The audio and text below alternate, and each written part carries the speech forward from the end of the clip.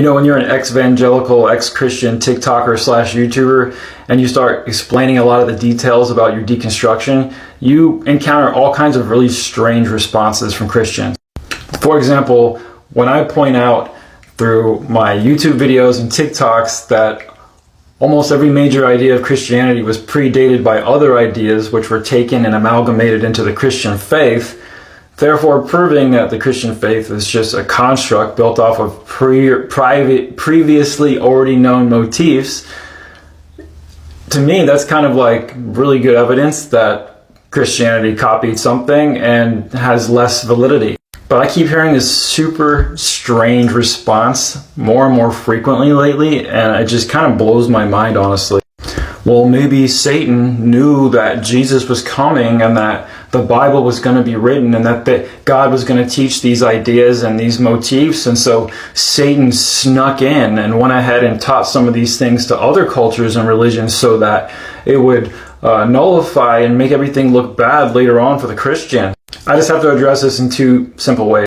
First of all, if we even assume for half a second that there's any truth at all to that argument, that Satan already knew what God was going to do, therefore Satan snuck in and did a pre-strike on humanity to beat God to the punch. If you really think that that's a legitimate argument for what may have happened, I have some words for you.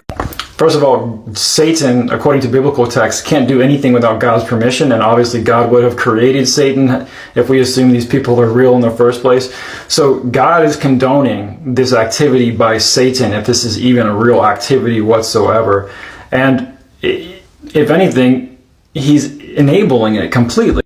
So if God's enabling Satan to go ahead and trick the whole world by with his preemptive cultural and religious ideology strikes that he's done against humanity, well, then God is intentionally allowing his truth to be corrupted and the message he's trying to get to us to be totally obscured by deception. God's allowing this to happen.